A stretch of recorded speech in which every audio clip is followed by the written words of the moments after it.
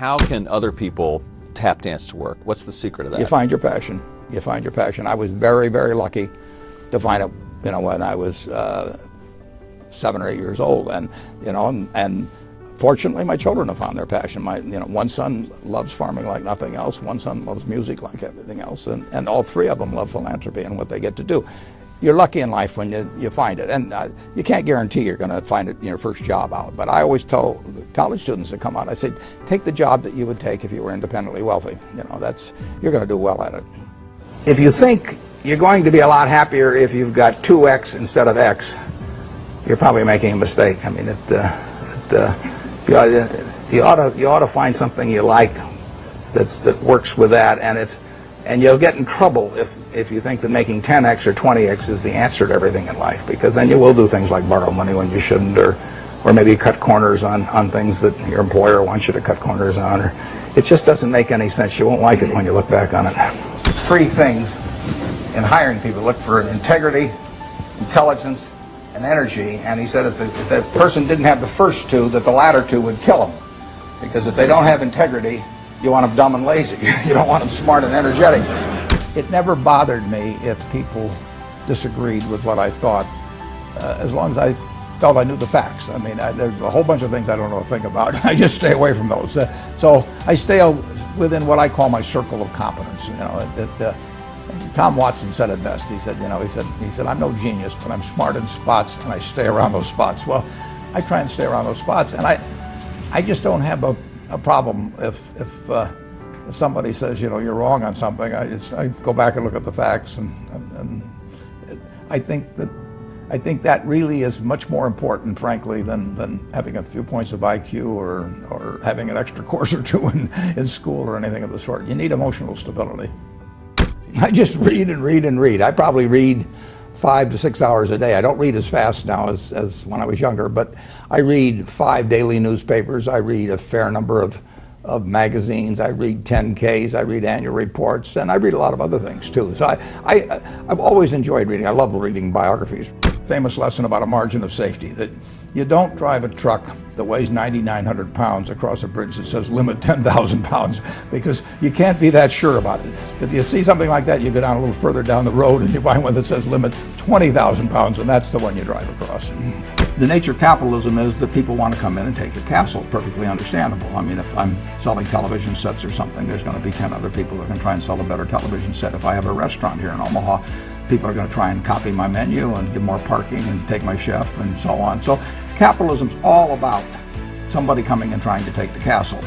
Now, what you need is a castle that has some durable competitive advantage, some castle that has a moat around it. And that moat, that's one of the best moats in many respects, is to be a low-cost producer. But sometimes the moat is just having more talent. I mean, if you're the heavyweight champion of the world and you keep knocking out people, you've got a competitive advantage as long as you can keep doing it. And it's very profitable if you're the one that happens to be able to do it. If you can turn out great motion pictures, I mean, Steven Spielberg, I mean, he's a fellow to bet on, and it has enormous economic value. You'd be surprised at my days. I mean, they're very unstructured, no meetings. None. I mean, I don't like meetings, and I read a lot.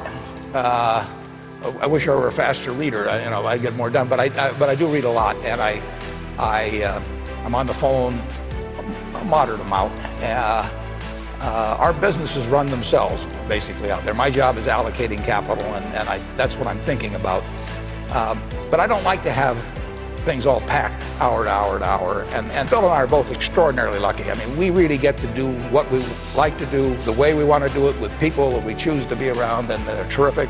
I mean, we've really got everything our way, and we're very fortunate. And in his world, he has a different kind of pace than I have, but we both love it the way we do it. And my guess is that we're each the most productive in that particular mode too, because it fits our personalities and aptitudes. What kills great businesses, if you look at, I do believe in looking at history, and I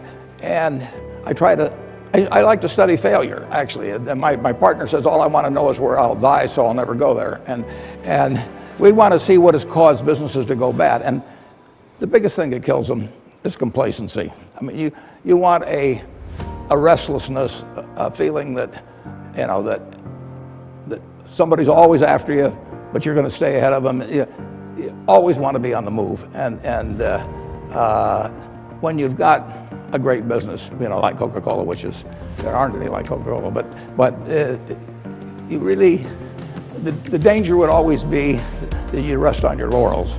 But I see none of that, obviously, at Coca-Cola. But that is the key, to compete the same way when you've got 1.8 billion servings being sold daily as when you were selling, 10 a day. And that restlessness, that belief that tomorrow is more exciting than today, you just have to have it permeate the organization. Who was Ben Graham? He was your primary mentor, model?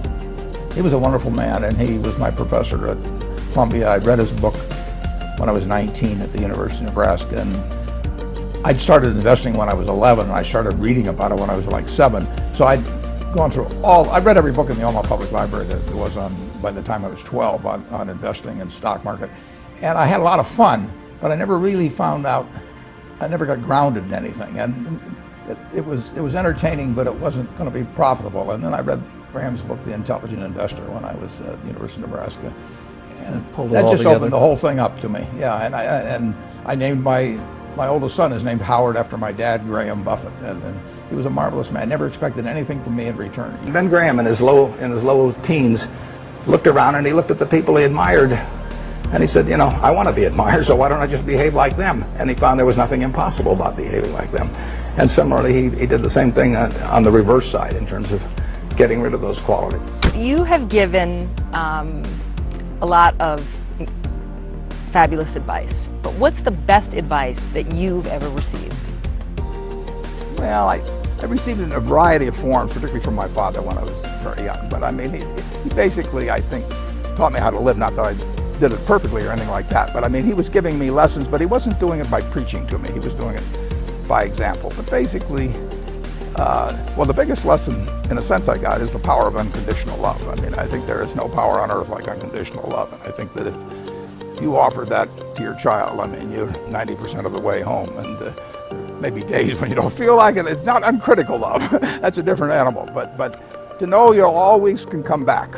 I mean, that is huge in life. That takes you a long, long way. And I would say that every parent out there that can extend that to their child at a very young age, it's going to make for a better human being. And you felt like you got that kind of unconditional love from your dad? I absolutely did, yeah. That is a powerful thing. It is a powerful